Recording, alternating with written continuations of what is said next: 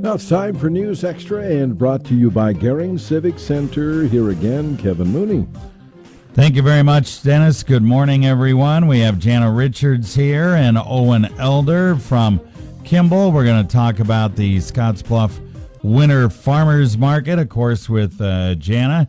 And Owen is one of her vendors. We're going to talk to Owen right after the break. But first of all, let's talk to Jana just about your farmers market, which began in October.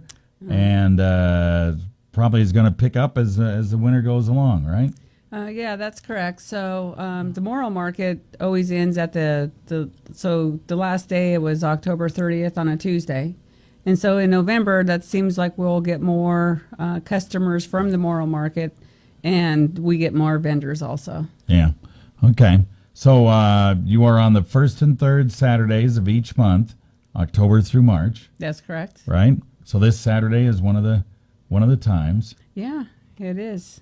Okay. And we have fun. There's music there. Teddy's Barbecue's there. You can come get a Dixie sandwich, and Tracy Painter Produce. She still has tomatoes, and then Meadowlark is there also with fresh vegetables. All right, good deal. And you have not only food but other vendors. You have some craft people and so forth, right? That's correct. So Verona, she'll make she'll custom make you an apron, and then she has the handy towels. And then we have this other lady that knits ponchos. The old ponchos must be coming back. So she did really good the first market she was there. So. All right.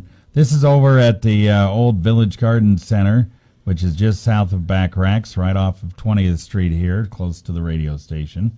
And how long are we going on Saturdays? We go 11 to 2. 11 to 2.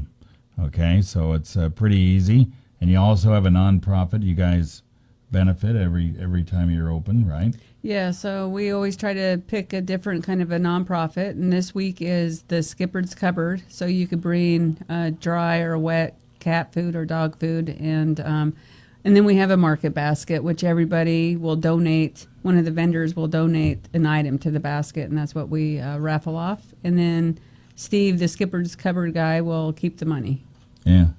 Yeah, plenty of parking over there. Yes. Yep. Some over at Back Racks a lot, and he cleaned it all up, and it's pretty nice, huh? Yeah, it is. So it fits the farmers market, and we just appreciate the community to support us, and they all enjoy it when they do come. So. Yeah, you have almost 20 vendors right now. Yeah, there's like 20. There's a couple people. They decided they had to take a vacation, so there will be a couple people missing this weekend. But we always get new ones coming in. Yeah, very good. So, again, this weekend it's 11 to 2 over at the former Village Garden Center, south of Back Racks. Now, Owen is going to be one of the vendors from Kimball, and we're going to talk about what he brings to the table right after this. Ask anyone that has hosted an event at the Gering Civic Center, and they will tell you that our staff is courteous and efficient. The Gering Civic Center has hosted close to 2 million exhilarated guests in over 25 years. Our caterer, The Meat Shop, has 35 years of cooking experience. Go ahead and enjoy yourself. Call 436-6888 or visit GeringCivicCenter.com. Like us on Facebook. Talk about experience. We're back on News Extra. We're talking about the Winter Farmers Market with Jana Richards, and it's coming up. It's the first and third Saturdays of each month, October through March, over at the old Village Garden Center, south of Back Racks, from 11 to 2. And of course, this is one of the Saturdays that they are open, so they will be open over there. And one of the people that will be there among the 20 vendors is Owen Elder from Kimball. Welcome. Hi, how are you? Appreciate you coming up from Kimball. Thanks. Thanks for having me. You bet. All right, so you have what are called some microgreens here? That's right, yeah, microgreens. What a cool thing. Nutrition and flavor with these things. Yeah, it's pretty cool. So kind of explain how you produce these, and you got different types of them. Yeah. This is a kind of a whole tray I'm staring at right in front of me that has some of the different varieties I grow. And two of the trays, you can tell, I made sure to even bring them. You can see that what happens when the heat and the humidity are not controlled. So I grow these all in a controlled environment and even add supplemental lighting when needed. But you have things like this Crimson Tide, this beautiful purple mustard green that gives that spicy flavor to foods, which is really neat. So we grow these to just before their first true leaf, or sometimes in the case of like the Crimson Tide here, right after that first true leaf, because it has a beautiful frilly lime green colored true leaf. And great flavor. I mean, that Crimson Tide is good stuff. It is one of the most popular ones too that we sell at the market right now, which is really neat. The taste really comes at you pretty good. Yeah, and so the cool thing with this is that you look at greens and most people say, well, what do I do with them, right? Salad is the dead giveaway. They're small. You look at it right here. You got a little small plant area. Right. And you're going, well, what do I do with that? Exactly. What do I do with it? We know salads, right? We eat greens, so salads make sense. And then sandwiches comes in next after that. I have young boys, they pick out their favorite greens. We put them on their sandwiches at lunchtime. They get to choose their own flavor that they want in it.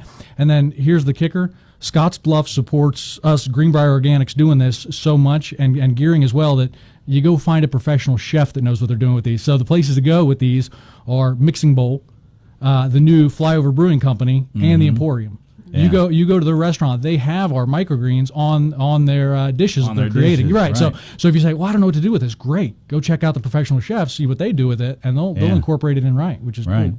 And you don't have to put a lot of these on the sandwich.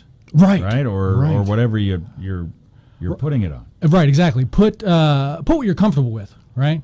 So for me, I'm putting giant handfuls of this stuff. I love it. I'm trying to get in almost a pound of greens a day. That's my goal. But if you're saying, hey, where can I get in a little flavor and nutrition? Absolutely. Add a little bit here. You add a little bit there. A top of a soup, even like the broccoli we have this coming weekend. I'm topping a cream of broccoli soup with just a little bit of the broccoli microgreens at the end of the soup, which is great. So okay. Yeah. So how much is one of these little square? Oh, good question. Yeah, everything we do at market right now, this and also at the alfalfa sprouts, we sell for $3 each or 2 for $5 for the containers that we do. Very right. So and when we do it, sometimes we also have the live plant, so you don't have to get what's harvested already. You could also buy the live plant and say, hey, I'm going to take that home with me as well. All right, good deal. Bring that over here real quick, the microphone again real quick. Jana, you have one other thing you wanted to say. You have a family that is going to provide, is going to sell pork at your market? Yeah, so Saturday? we got the Chapman Family Farm. They're going to be there this market to try it out to see how well received they are selling pork. So that's a good additive. You know, we have people there that sell beef, but we had nobody that sold pork. So I hope just everybody welcomes them into the market this Saturday. All right, 11 to 2.